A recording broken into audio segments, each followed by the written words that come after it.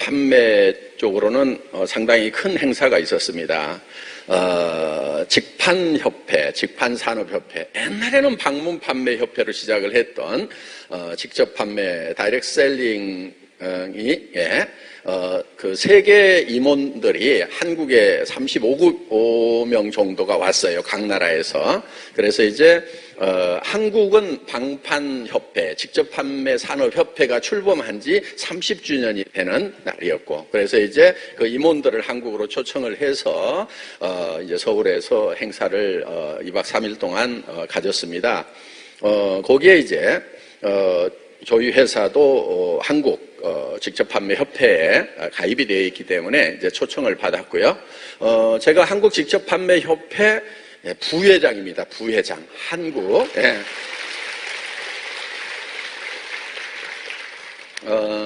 그리고 이제 그 다음날 하루는 이제 애터미를 소개하는 그런 시간이 있었어요. 물론 이제 거기서 이제 정심도 저희가 다 이제 전 세계에서 오신 분들 이렇게 대접을 하고요.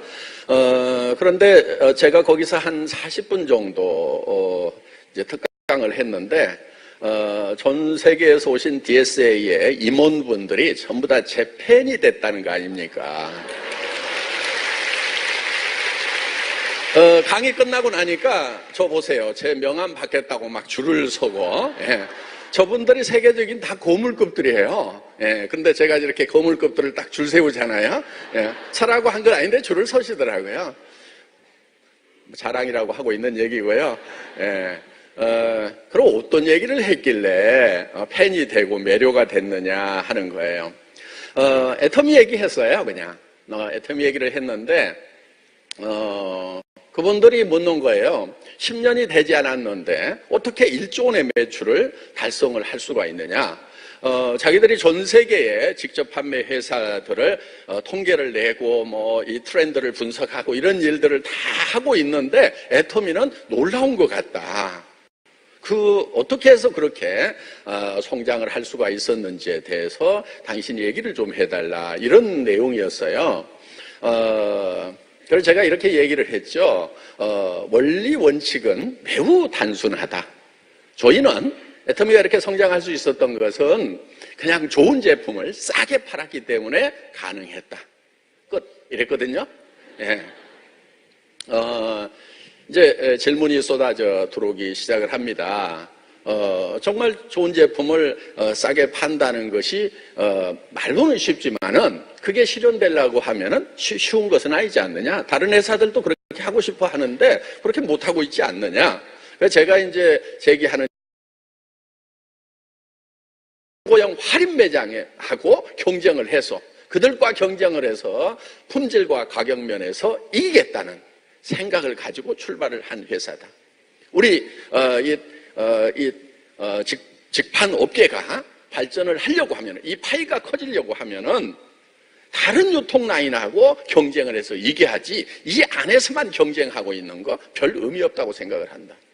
그래서 제가 무슨 얘기를 했냐면은 이 네트워크 마케팅을 빅 비즈니스라고 얘기를 한다. 여러분들도 그렇게 얘기하고 있지 않느냐. 그런데 나는 거기에 대해서 100% 동의하지 않는다. 자, 이 네트워크 마케팅이 직접 판매가 사실은 역사가 60년이 훨씬 넘었다 이거예요. 그런데 전 세계적으로 150조 정도밖에 매출이 되지가 않아요. 그런데 훨씬 뒤에 생긴 여러분들이 잘 알고 있는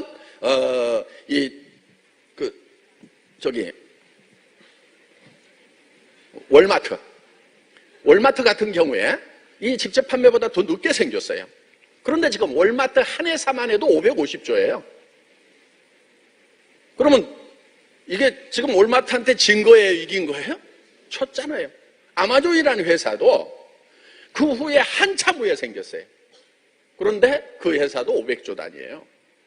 그러면은 역사도 훨씬 더 오래됐는데 실제로 매출은 150조밖에 안 돼. 전 세계 어떤 한 회사 매출도 안 되는 이걸 가지고 어떻게 이게 빅 비즈니스라고만 얘기를 하고 있느냐. 당신들 전 세계에 이 직접 판매 협회에 어떤 통계들을 내고 관리하는 사람들 아니냐. 그래서 시각을 좀 달리할 필요가 있다. 이 안에만 들여다보고 뭐 직판이 뭐 어쩌고 저쩌고 잘 된다고 이렇게 얘기들 하고 있는데 나는 거기에 100% 동의하지 않는다. 정말 이게 커지려고 하면은 할인매장하고 경쟁을 해야 된다. 월마트하고 경쟁을 해야 된다. 그 다음에 인터넷 쇼핑몰하고 경쟁을 해서 이 정도 역사가 되면 몇 천조까지 커져야 될 거 아니냐. 그런데 150조가 뭐냐? 나는 이 직판 시장 다 먹어도 150조밖에 안 되는데 그러면 월마트 못 따라잡는 거고 아마존 못 따라잡는 거고. 그래서 우리가 이 업계에 시각을 좀 달리할 필요가 있다. 뭐냐면은 다른 유통 라인하고 경쟁해서 이기겠다는 생각을 할 필요가 좀 있다 하는 얘기를 제가 한 거예요. 예.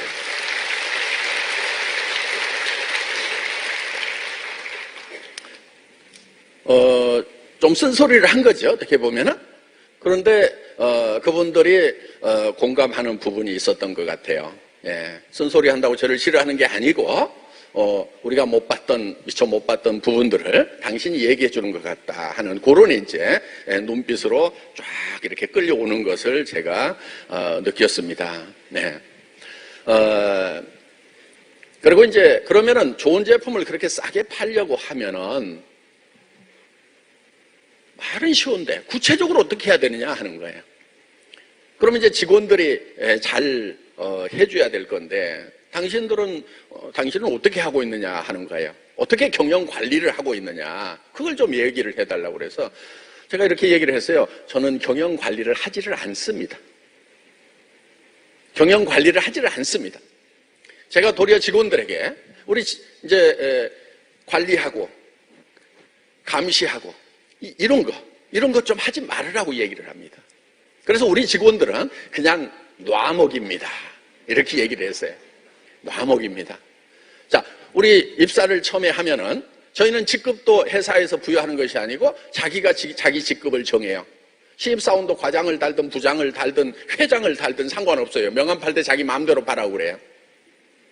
자, 일도 이렇게 딱 주지를 않아요. 업무 분장을 하고 직제를 편제해서 책임과 권한의 범위를 정하고 이런 거를 못하게 하는 거예요. 그냥 놔두는 거예요, 가만히. 그리고 놀다가 일이 보이면은 그때 하고 안 보이면은 계속 놀아라 이런 거거든요.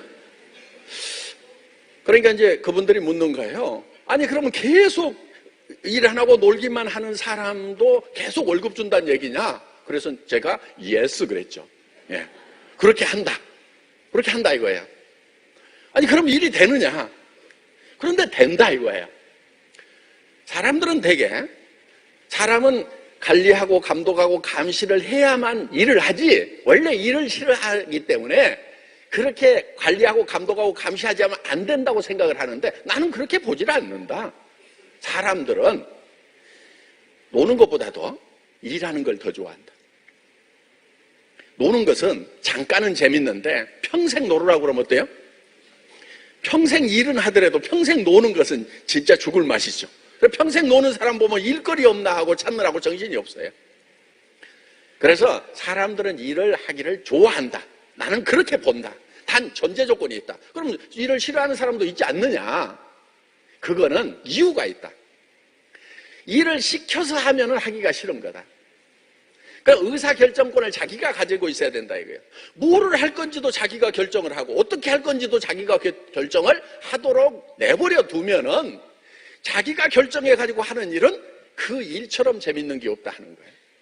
그런데 아무 결정을 못하게 하고 싫은 일만 하라고 그러니까 이게 머리는 딴 데 가버리고 몸만 움직이려고 그러니까 고달프다 하는 거예요. 그래서 애터미의 임직원들은 일이 보일 때까지 놀으라고 한다. 그러면은 정말 끝까지 일을 못 찾는 사람 안 쫓아낼 거냐고 그래서 우리는 정년보장이다. 그랬더니 이제 손드는 사람이 생기더라고요. 애터미라는 회사에 한 자리 없냐고. 예. 그래서 DSA에 임원 정도 되면 애터미에서는 바로 채용해 줄 테니까 오라고 그랬더니 거기에 그 총회장 좀 되는 분이 있었거든요. 그분이 손을 들더니 한 자리가 필요한 게 아니고 35자리가 필요하다고. 여기 있는 사람들이 다 들어오겠다고. 예. 그러면 우리 각 나라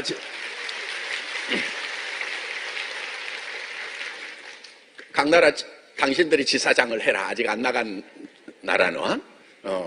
그렇게 하면 되겠죠? 예.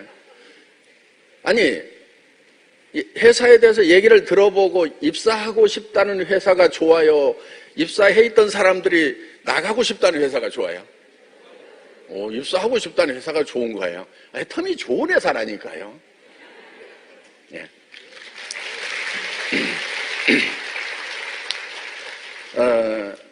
그런데 이제 당신은 어떻게 해서 그런 생각을 하게 됐느냐 저한테 이렇게 이제 묻는 거예요. 그래서 저는 직원이나 회원이나 우리 소비자나 애터미와 관련된 모든 사람들을 수단으로 생각하지 않는다. 목적으로 생각을 한다. 이 정도 얘기하면은 그 사람들 알아들어요. 예, 그 정도 알아들을 수 있는 수준의 사람들이 왔거든요. 그래서 이제 거기서 얘기한 내용이 뭐냐면은 바로 젖소 철학, 애기 철학을 얘기를 해준 거예요. 젖소를 잘 돌보는 것은, 목장주가 젖소를 잘 돌보는 것은 젖소에 목적이 있는 것이 아니고 젖소로부터 우유를 얻기 위한 거다. 만약에 우유를 생산하지 못하는 그런 젖소를 끝까지 늙어 죽을 때까지 잘 돌봐주고 있을 목장주는 있을까요? 없을까요? 없죠. 바보가 아닌 이상. 그렇죠? 예. 젖소가 무슨 애완동물도 아니고. 그래서 젖소를 잘 돌보는 것은 우유를 넣는 목적이고 젖소는 수단이다, 수단. 그런데 엄마가 아기를 잘 돌보는 것은 아기로부터 뭐를 얻기 위한 거예요? 아기 자체의 목적이 있는 거예요. 아기 자체의 목적이 있는 거죠. 가끔 이제 얘 잘 가르쳐 가지고 노후 대책으로 이렇게 이제 하는 잘못된 경향도 있을 수는 있지만은 노후 대책 안 세워주는 아이들이라도 엄마들은 다 잘 돌봅니다. 그래서 우리는 고객을 대할 때 애텀이라는 회사가 잘 되는 수단으로 도구로서 고객이나 직원들을 사용하는 것이 아니고 우리 직원 자체가 잘 되는 것이 목적이고 우리 애터미의 회원 자체가 잘 되는 것이 목적이고 우리 소비자가 잘 되는 것이 저는 목적이다 하는 거예요. 그리고 우리 제품을 공급해주는 협력업체도 잘 돼야 된다 이거예요.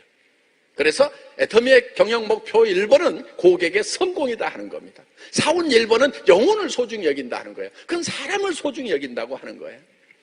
그래서 하나님이 창조하신 사람은 어떤 경우에도 궁극의 목적이 돼야 되지 수단으로 전락을 시켜서는 절대로 안 된다 하는 거예요. 그렇기 때문에 애터미에서는 철저하게 사람을 위한 경영을 하고 있다 하는 겁니다. 요즘에 우리 문재인 대통령께서도 사람이 먼저다 하는 이런 얘기 이제 하시는데 저 많이 공감을 합니다. 사람이 먼저다 하는 거예요. 그래서 돈이 먼저거나 이런 회사 잘 되는 것 자체가 목적이 아니고 사람이 먼저다. 그래서 영혼을 소중히 여기는 그런 이제 기업이다 하는 겁니다.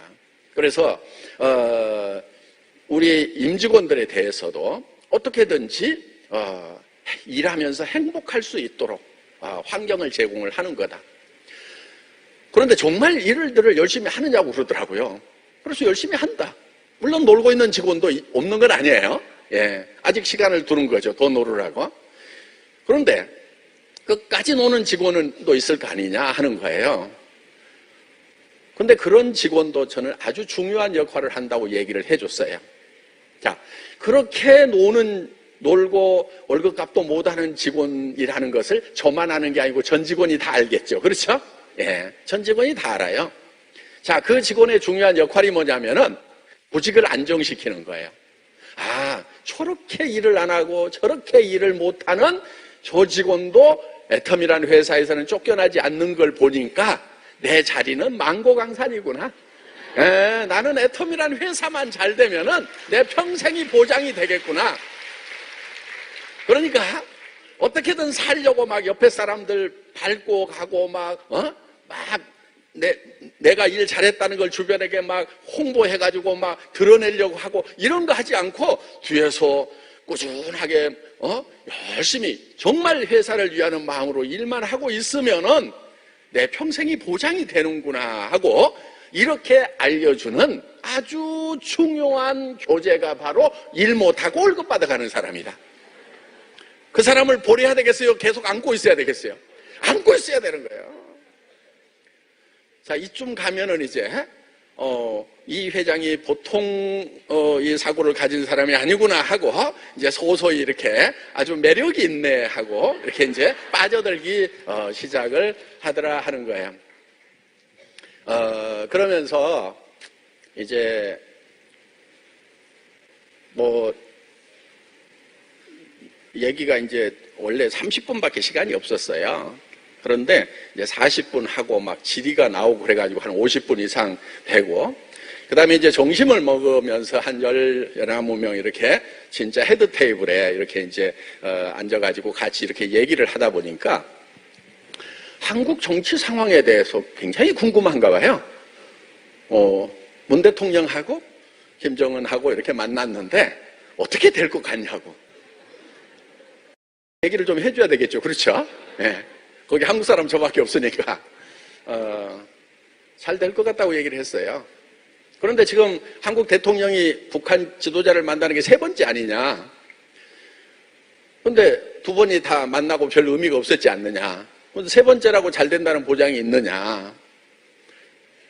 그래서 하여간 잘 될 것 같다는 얘기를 좀 해준 거예요. 그러면서 그렇게 얘기를 하다 보니까 이제 거기에 이제 지금 트럼프 대통령이 하고 있는 아주 중요한 전략이 하나 있다. 그게 티포텍 전략이다. 이성년 박사님한테 강의 들으셨죠? 티포텍. 예. 이 정도 그 전문 용어를 쓰면은요, 거기 앉아 있는 분들 중에 절반은 그걸 의미를 알고 절반은 모르더라고요. 눈빛을 보니까. 예. 티포텍 전략에 대해서. 그러니까 티포텍 전략이라고 하는 것은 어떤 거냐면, 여러분들 사업할 때도 활용이 되는 거예요. 티포텍 전략은 우리의 목적이 무엇인지를 정확하게 알려주는 거예요. 우리가 뭐를 하려고 하는지를 정확하게 알려주는 거예요. 그게 뭐냐면은 북핵 폐기, 완벽한 폐기, 그 다음에 돌이킬 수 없는 폐기. 우리는 그것을 바란다. 그게 목적이다 하고 완벽하게 알려주죠. 자, 그렇게 했을 경우에는 어떤 보상을 해주고, 그렇게 하지 않을 경우는 어떻게 하겠다는 것을 명확하게 알리는 거예요. 그 다음에 이쪽에서 의도했던 대로 좋은 방향으로 가면은 거기에 대해서 보상을 해주고, 좋지 않은 방향으로 가면은 예고했던 응징을 그대로 하는 거예요. 그러면서 핵 폐기에 대해서 얘기를 하는데 저쪽에서 반응이 없으니까 한국에 막 항공모함 3대를 몰고 왔죠. 그렇죠? 예? 전략 폭격기가 막 뜨고, 그 정도 되면은요, 항공모함 3대 정도가 뜨면은 이제 북한은 완전히 그냥 초토화가 되어버릴 수 있는, 도시라는 도시는 그냥 다 완전히 불바다가 순식간에 될 수 있는 그런 이제 전력이라는 것은 세계적으로 다 인정을 하고 있는 겁니다. 거기에다가 이제 전략 핵들이 있죠. 아주 조그만한 핵폭탄 같은 걸로 이제 정밀 타격을 해버린다든가 하는 이런 부분들. 그런데 그것이 몇 분 안에 끝나버리는 거예요. 그냥 순식간에. 그러니까 저쪽에서 막 포탄 쏘고 뭐 할 거 아니냐 뭐 이런 것까지도 하는데, 그것까지도 행동에 옮길 수 없을 만큼 빠른 속도로 때려버리겠다 하는 그런 이제 내용들이에요. 제가 얘기해 준 내용이요, 다 맞는 얘기는 아니에요. 시사평론가마다 다 다른 내용인데 하여간 그런 얘기를 해줬다 이거예요. 예. 그러다 보니까 이제 김정은 위원장이 중국으로 빨리 쫓아갔죠. 시진핑 형님한테 미국이 어때요? 진짜 때릴 것 같아요. 미국이 진짜 때리면 형은 어떡할래요? 이제 이렇게 물어본 거죠. 네. 그러니까 아마 대답을 이렇게 했을 거예요. 진짜 때릴 것 같다. 그럼 때리면 어떡할 건데요? 못 나선다. 아마 이렇게 했던 것 같아요. 예. 왜냐하면은 지금 한국하고 중국하고의 무역 거래량이 어마어마해요. 그리고 한국에 반도체가 없으면은 중국의 이제 전자산업 자체가 거의 다 무너져 버리는 거고, 또 중국에서 생산되는 제품을 한국에서 엄청나게 써주고 있고, 아마 우리가 중국의 무역 거래량의 전 세계 3위인가 이렇게 될 거예요. 그러다 보면은 그 다음에 이제 미국하고 전쟁을 하게 되면 미국에다 물건을 팔아요, 못 팔아요? 하나도 못 팔죠. 그 다음에 한국에도 물건 못 팔죠. 예. 그리고 전 세계 나가 있는 중국 사람들, 미국에 가 있고, 뭐 어디 가 있고, 돈 벌어서 뭐 이렇게 하는 사람들 다 이제 간첩 중국으로 막 오인 받아갖고 추방될 수가 있고, 그렇죠? 한국에서 중국 관광 가는 거 완전히 다 끊어지죠. 전 세계에서 자유국가에서 가는 거 막 다 끊어지죠. 그러면 중국의 경제가 내려앉을 수도 있다 이거예요. 그렇기 때문에 중국의 경제가 그렇게 탄탄한 것은 아니에요. 지금 이렇게 한국의 경제는 상당히 탄탄합니다. 지금 뭐 가전 같은 경우도 지금 엄청난 경쟁력을 가지고 있고, 스마트폰 세계 최고고, 자동차 지금 중국은 하나도 지금 밖에다 못 팔아요 지금. 근데 한국은 전 세계에다가 지금 자동차를 팔고 있고, 조선도 무너진 것 같은데 다시 건재한 그런 이제 실력을 발휘하고 있고, 건설, 이런 면에서 세계적인 경쟁력을 가진 기업들이 한국은 탄탄하게 버티고 있어요 지금. 그런데 중국은 내부에다가 좀 팔아가지고 시장이 크다 보니까 좀 이렇게 지금 돌아가고 있는 그런 상황인데, 이게 중국 경제에 어떤 타격을 줘버리면은 이제 회복하는데 엄청난 시간이 걸리기 때문에 못 나설 것 같다 이렇게 얘기를 했을 것 같아요. 나선다고 했을 수도 있고요. 예. 그러니까 이제 이쪽으로 이제 내려와 가지고 이제 제인이 형 그러면서 이제 이렇게 어떻든 뭐 그렇게 이제 이렇게 돌아가고 있는데, 지금 한국은 좌우가 나눠져 가지고 정확한 전략을 구사하기가 굉장히 힘들어요. 북한을 어떻게 보면은 좋은 쪽으로 유도를 하는데 정확한 전략을 구사하기가 힘들어요. 좌측은 무조건 가자, 우측은 무조건 반대, 이렇게 되고 있단 말이에요. 좌우로 나뉜 것이 지금 우리 국가 경쟁력을 엄청 낮추고 있는 거다 하는 겁니다. 그런데 미국 같은 경우는 이 티포텍 전략을 행정부라든가 각 정보기관에서 정확하게 알고 있어요. 그래서 어떻게 할 것인지, 트럼프 대통령이 협상 자리에 김정은 위원장과 앉지만은 바로 일어서서 나올 수도 있다 이렇게 얘기를 하고 있잖아요. 그런 것이 다 티포텍 전략에서 나온 거다 하는 겁니다. 그래서 여러분들이 사업을 할 때도 여러분 파트너들에게 내가 당신에게 어떤 목적을 가지고 뭐를 할 거라는 것을 정확하게 얘기를 해줄 필요가 있어요. 나는 당신을 성공시키는 것이 목적이다. 그런데 당신은 뭐를 해야 된다. 그렇지 않으면은 당신을 성공시킬 수가 없다. 그렇게 했을 경우에는 내가 어떻게 도와주고, 그렇게 하지 않을 경우에는 나도 어쩔 수 없다 하는 것을 분명하게 알릴 필요가 있다 하는 거예요. 자, 그래서 그런 부분들을 지금 이렇게 잘 해가고 있는데, 변수는 엄청나게 많죠. 그렇지만은, 일단은, 근데 이제 거기서 묻는 게 그거예요.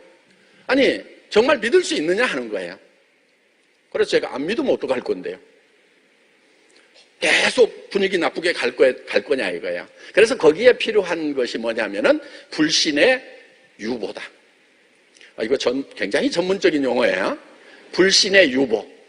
그래, 지금 못 믿어. 못 믿을 행동을 굉장히 많이 해서 믿을 수가 없어, 상대방을. 그런데 그 못 믿는 것을 당분간 유보해주고 믿어주는 거예요. 여러분이 사업을 할 때도 마찬가지예요. 내 파트너, 진짜 성실하게 일할 사람인지 착한 사람인지 믿을 수가 없어. 그런데 그 불신을 유보하고 당장에는 믿어주라 이거예요. 저는 우리 직원들도 마찬가지예요. 전 직원이 다 일을 잘할 거냐? 그렇지 않아요. 제 눈에도 막 이렇게 일 안 하는 직원, 못하는 직원도 보인단 말이에요. 그래도 저는 그 직원들에 대해서 일단은 믿어줘요. 불신을 유보를 해요. 그 대신에 이 못 믿을 행동을 하는 그때에 가가지고 거기에 대해서 틱 때려줘도 된다 이거예요. 자, 여러분도 마찬가지예요. 일단 주변 사람을 믿으세요. 주변 사람을 믿고 들어가야 되는 거예요. 믿고 여러분들이 다 올인해서 하세요. 그 다음에 못 믿을 행동을 할 때 그때 가가지고 탁 터치를 하는 거예요. 그런데 그 사람이 그걸 눈치채고 탁 돌아서면 그때 다시 또 믿어주고, 불신을 유보하는 게 필요한 거예요. 그런데 어떤 사람들은요, 처음부터 끝까지 세상에 믿을 놈 없다고 하는 경우가 있어요. 그런 사람들은 성공을 못해요. 그러니까 지금 제가 이렇게 얘기를 하고 있지만은 저 회장인들 믿을 수 있냐? 다단계 회사 회장이네? 말도 잘하네? 생긴 것도 뺀질뺀질해가고 사기꾼같이 생겼네? 이러면서 지금 몇 사람 보고 있는 사람이 있어요. 네. 그 사람은 성공을 못해요. 그러니까 일단은 못 믿을 어떤 증거가 발견될 때까지는 일단 믿고 들어가 보는 거예요. 이게 불신의 유보예요. 예. 그리고 여러분들 이렇게 이제 파트너들 리크루팅 할 때도 이 사람이 정말 이 사업을 할까? 믿을 수가 없네. 이런 생각이 들더라도요, 그 믿을 수 없는 것을 유보를 시켜놓고 이 사람은 틀림없이 이 사업에 올인을 할 거다고 믿고 얘기를 해 들어가야 된다 하는 거예요. 자, 그래서 불신을 유보하는 것이 필요하다. 북한에 대해서도 일단은 어느 정도 믿어주고, 믿는 데까지 믿어주고 안 될 때 그때 가서는 우리가 다룰 수 있는 힘을 가지고 있으면 된다 하는 겁니다. 뭐 하여간 이제 그런저런 얘기를 이제 하다 보니까 지금 이제 이런 작금의 사태가 왜 생겼느냐 하는 데까지 얘기가 된 거예요. 그러다 보니까 제가 이제 이런 얘기를 했죠. 이렇게 전 인류사를 보면은 수천 년 동안 왕정이었다, 왕정. 그런데 한 200년 전에 프랑스 시민혁명이 일어나면서 거기서 시민이 주인이 되는 민주사회라는 것이 처음으로 시작이 됐다. 지금은 이제 대부분의 국가가 민주주의 국가가 됐죠. 북한마저도 민주주의 인민공화국이라고 얘기를 하고 있기는 하다 이거예요. 자, 이제 민주주의를 다 신봉을 하는데 이 민주주의의 기치가 3개가 있어요. 프랑스 혁명 기치가 3개가 있어요. 뭐죠? 자유, 평등, 박애. 그렇죠? 예. 제가 프랑스 시민혁명에 대해서 얘기를 하니까요, 프랑스 DSA에서 오신 분이 눈이 이만큼 커져가지고, 프랑스 사람도 대부분 잊어버리고 사는데 당신이 그걸 어떻게 알고 있느냐고 그래서, 한국 사람들도 대부분 다 잊어버리고 산다.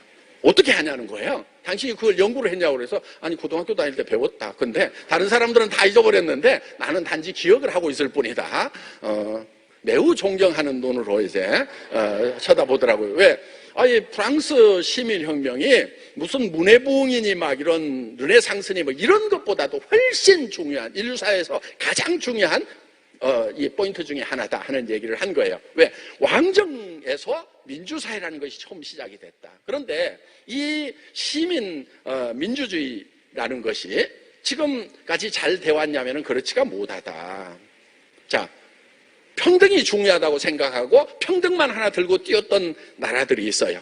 소비에트 연방, 중국 그런 나라들이죠. 중공 같은 경우죠. 그렇게 해서 가지고 뛰었는데 과연 그 나라가 평등했는가 하는 거예요. 자, 자유가 중요하다고 자유라는 개념을 가지고 들고 뛰었던 그런 나라들이 있어요. 미국을 중심으로 해서 이제 남한이라든가 일본이라든가 이런 나라들이죠. 그런데 과연 모든 사람들이 다 경제의 자유를 얻었는가 하는 거예요. 일부의 사람들은 경제적 자유를 얻었지만은 많은 사람들이 자유를 못 얻고 있는 빈익빈 부익부 현상이 심화되면서 많은 문제를 안고 있다 하는 거예요. 물론 사회주의 경제하고 자본주의 경제하고 경쟁을 해서 누가 이겼냐고 얘기를 하면은 자본주의 경제가 이겼다. 판정성이라고 하는 것은 누구나 다 압니다. 그래서 이제 사회주의 계획 경제도 이제 자유경제 체제로, 시장경제 체제로 지금 돌아온 것은 맞다 하는 겁니다.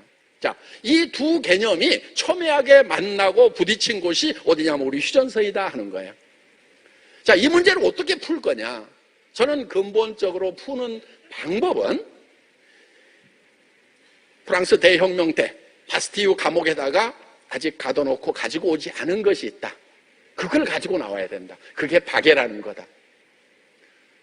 프랑스 대혁명 이후로 자유와 평등은 얘기했지만 아무도 박애에 대해서 정치적으로 어떤 사회운동으로 지금 일으킨 적이 없지 않느냐. 자, 이거를 가지고 와서 자유와 평등을 두 개를 믹스를 해야 된다. 융복합을 해야 된다.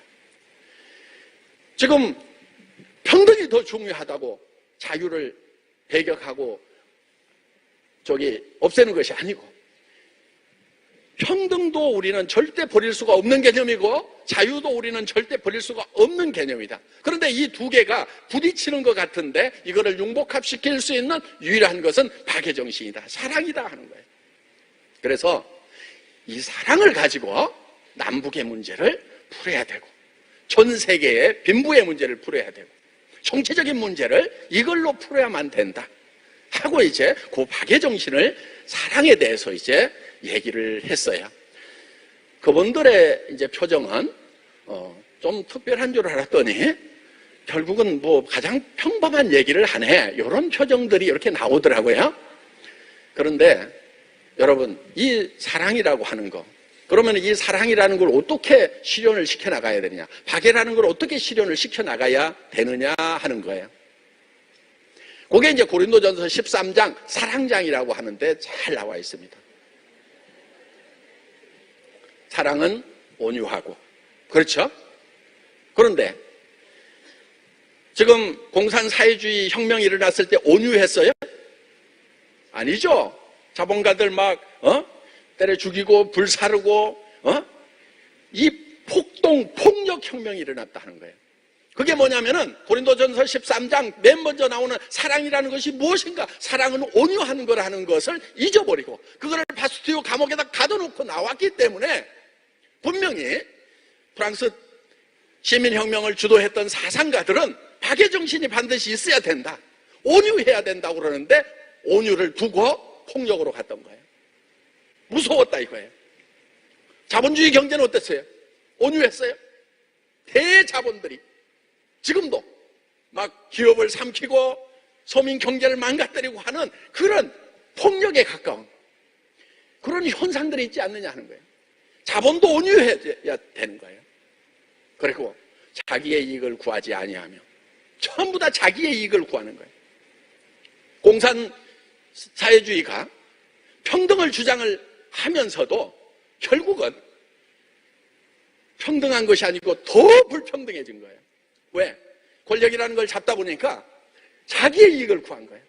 지금 북한이 대표적인 예죠. 공산당 간부들은 이걸 왜 유지하느냐? 서민들 어떻게 되든지 말든지 상관없이 그냥 막 자기 앞으로 끌어들여가지고 그거를 누리고 살아가는, 자기의 이익을 구하는 문제 때문에 이런 심각한 문제가 생겼다 하는 겁니다. 이런 문제들을 해결을 해야 되는 거예요. 거기에 대한 답은 딱 한 가지입니다. 박애정신, 사랑인 거예요. 저는 많은 분들이 성경을 붙들었으면 좋겠어요. 성경 안에 이 인류의 문제를 해결할 수 있는 답이 거기에 있는 거예요.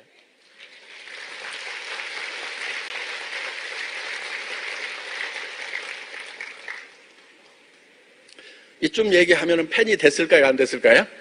예, 막 줄 서가지고 명함 달라고 하면서요, 우리 프랑스에는 언제 들어오냐고, 들어오기만 하면은 이 애텀이라는 회사를 적극적으로 도와주겠다고 각국의 DSA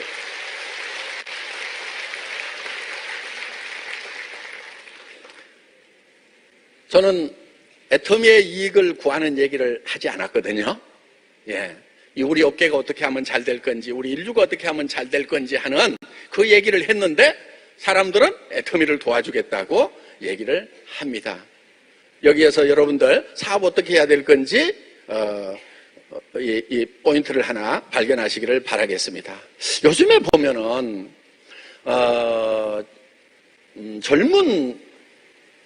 젊고 머리 좋은 사람들 중에 또 네트워크 마케팅의 경험이 많은 사람들 중에서 수당 체계를 가지고 아주 전문적으로 이렇게 분석을 하는 사람들이 많이 생겼더라고요.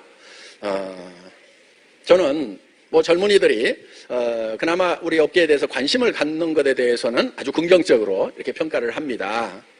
그런데 그 평가를 하는 내용들을 보니까 조금 어줍지 않은 그런 부분들이 좀 있어요. 불러다가 좀 얘기해주고 싶은데 이런 내용들이에요. 예를 들면은 어떤 회사의 수당 체계는 돈이 많이 잘 되고 어떤 회사의 수당 체계는 돈이 안 된다 하는 그런 얘기, 특히 애터미 수당 체계가 별로 돈이 되지 않는다 하는 그런 얘기들 하고 있어요. 여러분, 수당 체계 가지고 사업하는 것이 아니에요. 왜냐하면은 대한민국은 법으로 35% 이상의 수당을 줄 수 없도록 이렇게 되어 있어요. 자, 여기에 플러스에서 부가가치세가 있기 때문에 부가세까지 포함한 소비 매출에 대해서 38.5%까지 수당을 주는 거예요. 부가세 제한 거에 대해서 35% 주고요. 이 이상을 줄 수 있는 회사는 있다 없다? 없다. 있으면 어떻게 돼요? 불법이라 빨리 날아가겠죠. 그런데 이제 이렇게 설명을 하는 걸 보면은 막 2배 되고 3배 되고 막 엄청 수당 체계가 좋아가지고 금방 돈이 될 것처럼 막 이렇게 얘기를 하고 있는데, 거기에 잘 모르는 분들이 이렇게 이제 헷갈리는 수가 있어요. 수당 체계는 35%로 이렇게 정해 놨어요. 자, 그럼 이걸 풀면 좋을까요? 그대로 두는 게 좋을까요? 한 50%, 70% 주면 어때요? 좋아요? 예, 별 생각 없는 분 같아요. 예. 이런 문제가 생겨요. 돈이 어디서 오는가예요. 만약에 70%의 수당을 준다. 그러면은 플러스 35%를 더 주잖아요? 그럼 이거를 어디서 가져와야 되는가 하는 거예요. 어디서 갖다가 주는가 하는 거예요. 예? 회장 주머니에서 내줄 수 있다면 참 제일 좋겠죠. 그렇죠? 예. 그런데 그게 되지가 않아요. 근본적으로. 자, 그러면 이 돈은 어디서 오냐면은 소비자한테서 가지고 와야 되는 거예요. 즉 무슨 얘기냐면은 가격을 올려야 된다 하는 거예요. 가격을 올릴 수밖에 없죠. 그렇죠? 예. 가격이 올라가는 거예요. 그럼 소비자한테 가져오는 거예요. 그러면은 다른 할인 매장이나 TV 홈쇼핑, 인터넷 쇼핑몰보다도 비싸지죠. 그렇죠? 왜? 그런 데는 보통 30%, 35%만 마진을 보고 있는데 여기서 70%를 주려고 하면은 결국은 비싸게 받는 수밖에 없다 하는 거예요. 자, 그러면은 소비자들은 더 가까이 올까요? 더 도망갈까요? 더 도망가죠.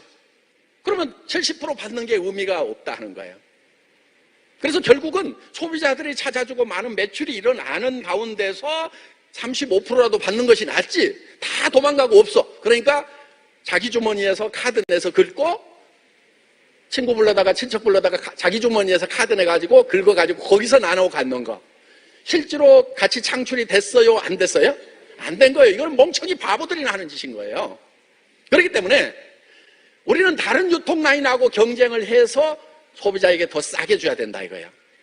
자, 우리는 어디서 이 35%를 가져오는지를 생각을 할 필요가 있다 하는 거예요. 자, 우리는 할인 매장에서 파는 제품 같으면 단 1원이라도 싸게 팔아요. 자, 그러면 할인 매장 가가지고 물건을 샀어. 할인 매장에 주주들이 가져가는, 경영자들이 가져가는 그 이익금을 우리는 그대로 가져와요? 그러면 소비자는 손해본 거 있어요? 없어요? 전혀 없죠. 왜? 할인 매장에 어차피 가서 사야 될 치약, 칫솔, 라면, 화장품, 샴푸 이런 것들을 애터미에서 와서 샀단 말이에요. 그것도 조금 더 싸게 샀어. 그러면 사는 순간 이익을 봤죠? 그렇죠? 소비자한테 우리가 빨대 빨아가지고 뺏어 먹은 게 있어요? 없어요? 없어요.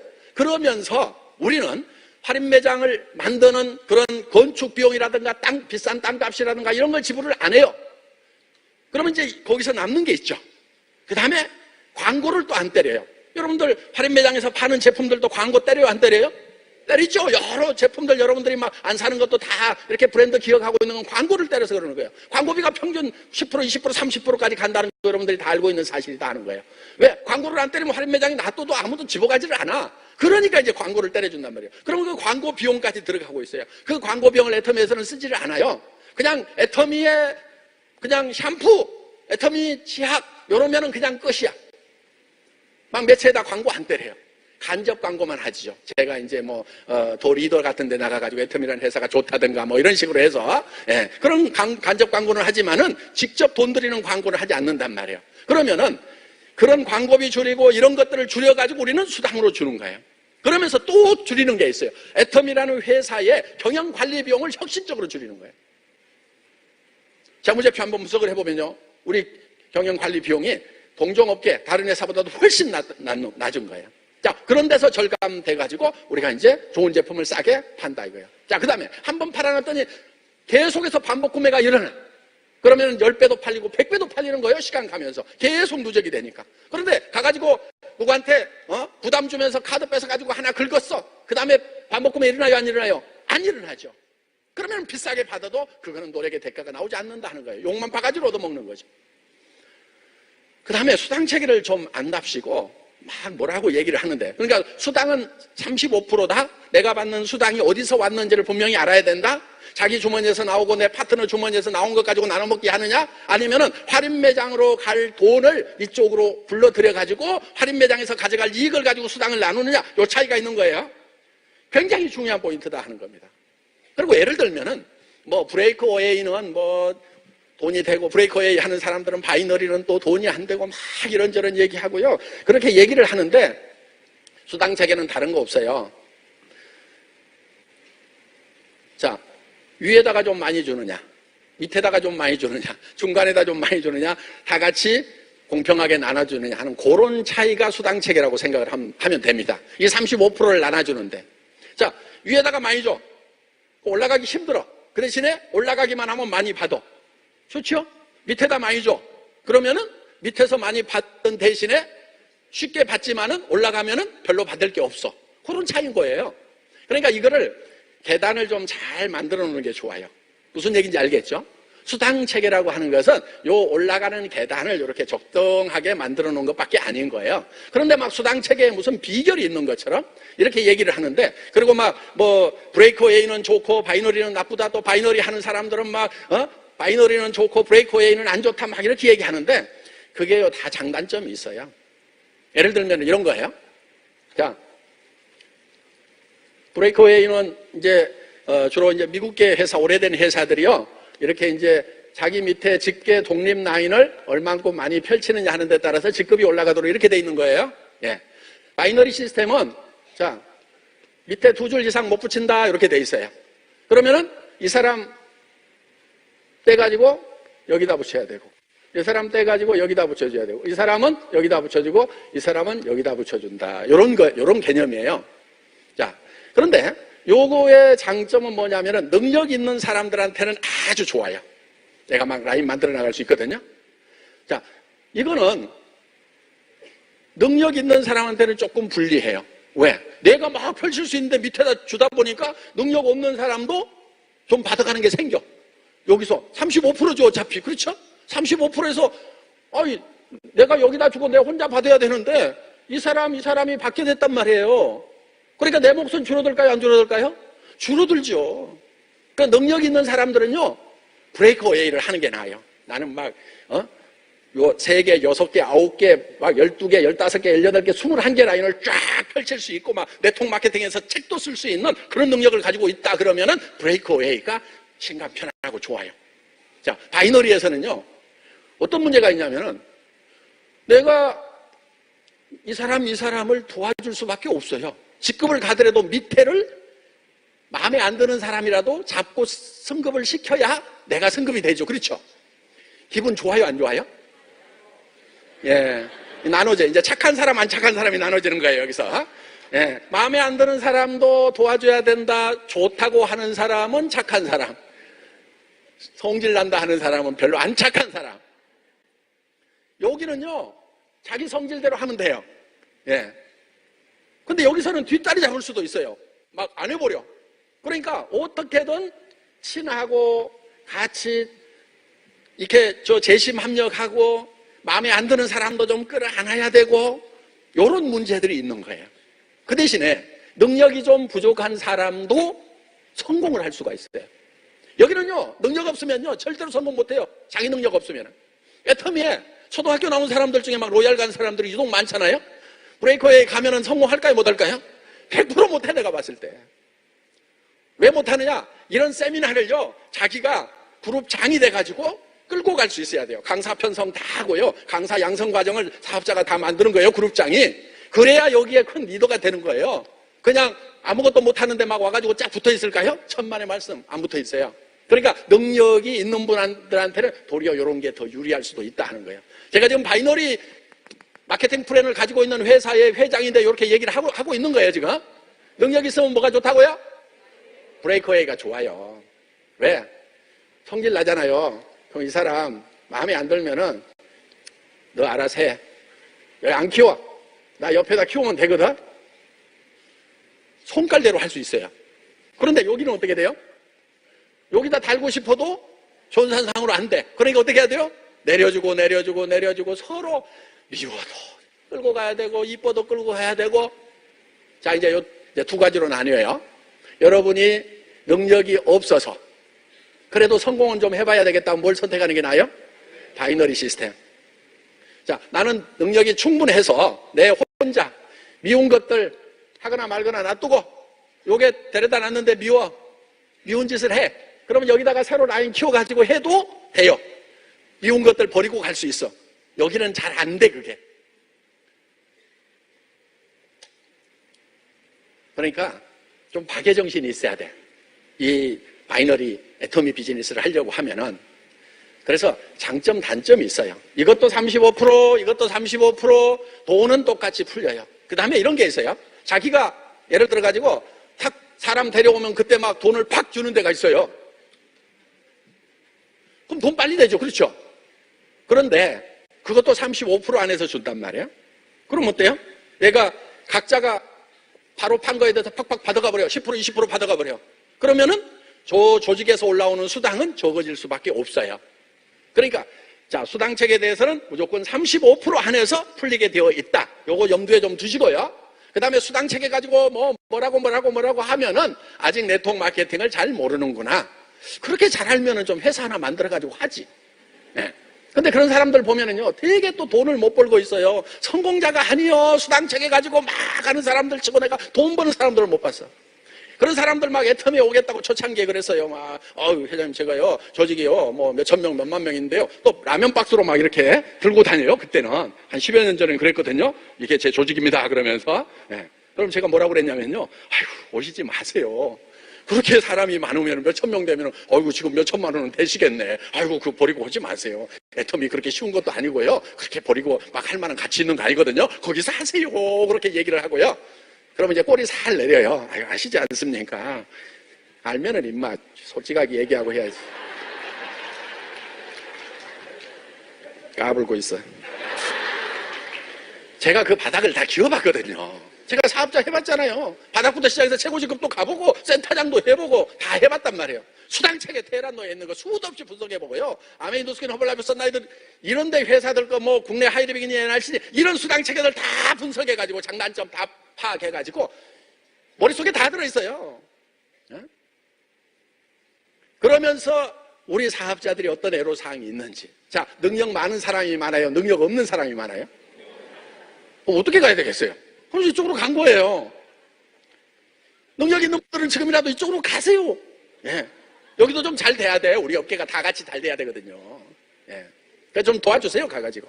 예. 지금 업계에서 막 애터미 너무 잘 된다고 막 저기 저 사장님들 경영자들 만나면요, 아니 저쪽에 가세요, 막 회장님 왜 이러세요, 막 하면서 이렇게 하는데 내가 하는 게 아니오. 그리고 저기 뭐야 거들 일 있으면 거들 테니까 아이 좀 분발합시다. 우리 업계 좀 전부가들 좀 다 잘 됩시다. 그렇게 얘기를 해요. 무슨 물론 뭐 속마음까지 그런지는 모르겠지만은 하여간 그 얘기는 일단 그렇게 하고 있어요, 제가. 예. 아니 속마음이 그래요, 진실이에요. 예. 이 업계가 파이가 커져야 되는 거예요. 예. 그리고 저는 이제 막 이렇게 그 돈 막 된다고 빨리빨리 하는 회사들 정말 끝까지 좀 잘 됐으면 좋겠어요. 그런데 그런 회사들이 엎어지면서 막 피해자 만들고 그러니까 다단계 한다고 그러면 다 죽일 놈들. 아니 애터미에서 피해본 게 아니고 거기서 피해봐놓고 왜 애터미 죽일 놈이라고 그러냐고. 똑같은 다단계라고 그러면서 그놈이지 막 하면서. 그래서 저는 진짜 그런 회사들 좀 다 잘 됐으면 좋겠다는 그런 생각을 가지고 있습니다. 여러분, 어제 저녁에 성공자가 되겠다는 인생 시나리오들 다 쓰셨죠? 네. 한 달에 5천만 원, 7천만 원, 1억을 벌겠다는 그런 이제 각오들을 하셨죠? 왜 목소리가 이렇게 줄어들어요? 오늘 그 쓰신 인생 시나리오를 가지고 가서 가족들에게 다 발표를 하세요. 첫 번째 가족들에게. 여보 이리 와봐. 당신 에쿠스 타고 싶다고 그랬지? 내가 사줄게. 기다려. 아들 이리 와봐. 스포츠카 사고 싶다고 그랬지. 유학 가고 싶다고 그랬지. 엄마가 해줄게. 부인 붙들고 여보 이제 당신 고생 끝났어. 이제 여생은 당신 돈 마음대로 쓰면서 살 수 있을 거야. 근데 조금만 기다려. 한 3년에서 5년만 기다려줘. 당장은 아니지만은 하여간 우리 인생이 그렇게 될 거야. 그리고 어느 날은 우리 카드 들고 가서 오늘은 500만 원을 반드시 쓰고 오자, 오늘은 1000만 원을 반드시 쓰고 오자, 이런 목표를 정해놓고 사는 날도 있을 거야. 여러분 그런 날 있으면 좋겠어요, 안 좋겠어요?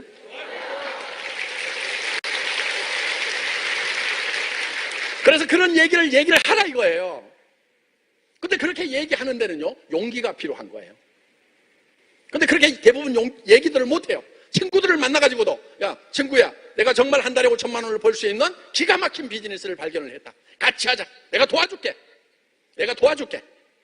너도 꼭 성공시키고 싶어. 나만 성공할 것이 아니고 나는 틀림없이 성공할 건데 너도 성공시키고 싶어. 같이 하자. 이렇게 얘기를 하시라 이거예요. 그리고 누구에게도 피해 주는 것이 아니다. 그냥 어차피 써야 될 물건을 더 좋은 것을 더 싸게 쓰는 것일 뿐이다. 종이는 여기에서 확보가 됐다. 그렇기 때문에 이 사업 해보자. 얘기는 해야 되는 거예요. 다 해야 되는 거예요. 안 할 사람한테까지도 얘기를 해놓으세요. 왜? 그래야 나중에 원망을 안 들어요. 얘기도 안 해놓고 여러분들이 한 달에 5천만 원씩을 3년 5년 후에 번다고 생각해봐요. 얘기 안 했던 친구가 뭐라고 그랬어요? 이거다. 그 좋은 일을 너만 했냐? 내한테 얘기도 안 하고? 원망 들을까요? 안 들을까요? 들어요. 그러니까 어떻게 해야 되냐면은 얘기를 해놔. 안 하더라도 얘기를 해놔. 무슨 용으로 얘기를 하냐면은 내가 나중에 성공했을 때 원망 안 하도록. 그때 내가 얘기를 했잖아. 그럼 또 꼭 하는 얘기가 더 좀 세게 좀 얘기하지. 얘기 전혀 안 한 것보다는 나아요, 그게. 어?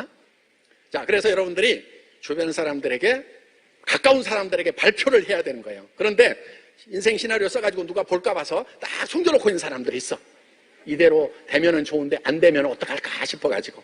여러분, 성공하는 데는요, 반드시 용기라는 것이 필요합니다. 용기라고 하는 것은요, 두려움을 느끼지 못하는 것이 용기가 아니에요. 여러분들은 실패에 대한 두려움을 가지고 있는 거예요. 그 두려움과 맞서는 것이 용기예요. 실패할 가능성이 훨씬 더 크죠. 그렇죠? 여러분들이 생각해봐도 성공할 가능성이 커요? 실패할 가능성이 커요? 실패할 가능성이 크죠. 한 달에 5천만 원 버는 일이 어디 쉽다고. 성공 확률이 그렇게 높겠어요? 여러분, 성공 확률이 높은 일을 시작을 하면은요, 성공을 못해요. 100% 성공할 수 있는 일을 시작을 해보세요. 100% 실패해요. 여러분들 100% 성공할 수 있는 일들이 있어요. 어디 가가지고 건강한 사람 같으면요, 100만 원 받고 120만 원 받는 일자리 찾으면 100% 성공해요? 못해요? 대부분 해요. 그런데 그런 일은 성공하는 것이 아니고 인생이 실패로 끝나버린다 하는 거예요. 그렇기 때문에 여러분들이 성공을 하려고 하면은 어떤 일을 해야 되냐면은 실패할 가능성도 큰 일만이 진짜 나를 성공시킬 수 있다 하는 거예요. 그런데 실패에 대한 두려움이 있기 때문에 우리는 용기라는 것이 필요하다는 겁니다. 여기서까지만 하더라도 여기 있는 동안에는 그런 대로 막 분위기가 뜨니까 나도 막 해봐야 되겠지 하다가 이 문을 나서는 순간에 그냥 집에 가가지고 어디 갔다 왔어 하고 한마디 듣는 순간에 그냥 싹 없었던 걸로 하고 발표하는 용기를 내신다고 하면은 여러분의 성공 확률은 훨씬 더 높아질 것입니다. 여러분 모두가 정말 진정으로 용기 있는 사람들이 되시기를 바랍니다.